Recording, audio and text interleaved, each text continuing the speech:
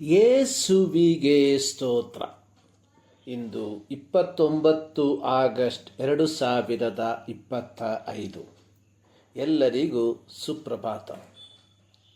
ಕೊಲೋಸ್ಯ ಪತ್ರಿಕೆ 3ನೇ ಅಧ್ಯಾಯದ 12ನೇ ವಾಕ್ಯದಲ್ಲಿ ಕ್ರೈಸ್ತರು ಧರಿಸಿಕೊಳ್ಳಬೇಕಾದ 2ನೇ ವಸ್ತ್ರದ ಅಥವಾ ಗುಣದ ಕುರಿತಾಗಿ ಪೌಲನು ಬರೆದಿರುವಂಥದ್ದು ಅದು ದಯೆ.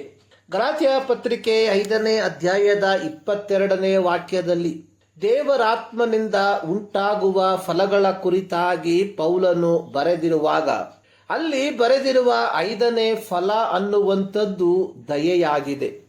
ದಯೆ ಅನ್ನುವಂಥದ್ದು ಕನಿಕರದ ಪ್ರತೀಕವಾಗಿದೆ. ಇಲ್ಲಿ ಪೌಲನು ಬಳಸಿರುವ ಗ್ರೀಕ್ ಪದ ಅನ್ನುವಂಥದ್ದು ಕ್ರಿಸ್ತೋತಿತ. ಇದರ ಅರ್ಥ ಮಾರಲ್ ಗುಡ್ನೆಸ್, ಇಂಟಿಗ್ರಿಟಿ, ನೈತಿಕ ಒಳ್ಳೆತನ ಅಥವಾ ಸಮಗ್ರತೆ.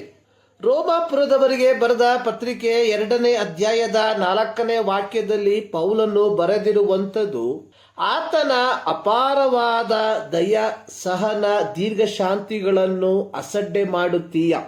ಈ ವಾಕ್ಯವು ಪಾಪಿಗಳನ್ನು ಪಶ್ಚಾತ್ತಾಪಕ್ಕೆ ಪ್ರೇರೇಪಿಸುವಂತಹ ದೈವಿಕ ಉದ್ದೇಶಕ್ಕಾಗಿ ಬಳಸಿರುವಂತಹ ಪದಗಳಾಗಿದೆ.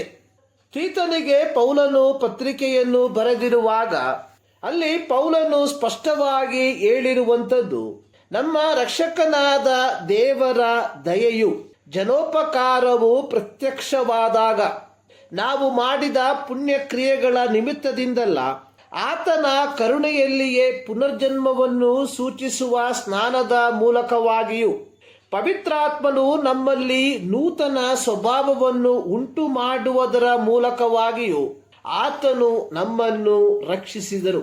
ದೇವರ ದಯೆ ಅನ್ನುವಂಥದ್ದು ದೇವರಿಂದ ದೂರ ಹೋದ ಮನುಕುಲವನ್ನು ತಿರುಗಿ ತನ್ನೊಂದಿಗೆ ಸಂಧಾನಪಡಿಸಿಕೊಳ್ಳುವ ಸಲುವಾಗಿ ತನ್ನ ಕುಮಾರನಾದ ಯೇಸು ಕ್ರಿಸ್ತನ ಶಿಲುಬೆಯ ಮರಣದ ಮೂಲಕ ಇಡೀ ಮನುಕುಲದ ಪಾಪವನ್ನು ಪರಿಹರಿಸಿ ದೇವರ ಮಕ್ಕಳೆಂಬ ಪದವಿ ನಮಗೆ ದಕ್ಕಿಸುವಂತೆ ಮಾಡಿದ್ದು. ಹೊಸ ಒಡಂಬಡಿಕೆಯ ದೇವಜನರಾದ ನಾವುಗಳು ದಯೆ ಎಂಬ ವಸ್ತ್ರವನ್ನು ಧರಿಸಿಕೊಳ್ಳುವುದು ಅಂದರೆ ನಮ್ಮ ನೆರೆಯವರ ಒಳಿತನ್ನು ನಮ್ಮ ಒಳಿತಾಗಿ ಪರಿಗಣಿಸುವುದು. ಪ್ರಿಯರೇ, ನಾವು ದೇವರ ದಯೆಯನ್ನು ಹೊಂದಿದವರಾಗಿರಲಾಗಿ ದೇವರ ಮಕ್ಕಳೆಂಬ ಪದವಿಗೆ ಸೇರಿಸಲ್ಪಟ್ಟಿದ್ದೇವೆ. ಹೀಗಿರಲಾಗಿ ನಾವು ಧರಿಸಿರುವ ದಯೆ ಎಂಬ ವಸ್ತ್ರ ಇತರರನ್ನು ದೇವರ ಕಡೆಗೆ ನಡೆಸುವಂತದ್ದಾಗಿರಬೇಕು. ಮತ್ತಾಯನ ಬರೆದ ಸುವಾರ್ತೆ 11ನೇ ಅಧ್ಯಾಯದ 30ನೇ ವಾಕ್ಯದಲ್ಲಿ ಯೇಸು ಹೇಳಿರುವಂಥದ್ದು ನನ್ನ ನೊಗವನ್ನು ಒತ್ತುಕೊಳ್ಳಿ.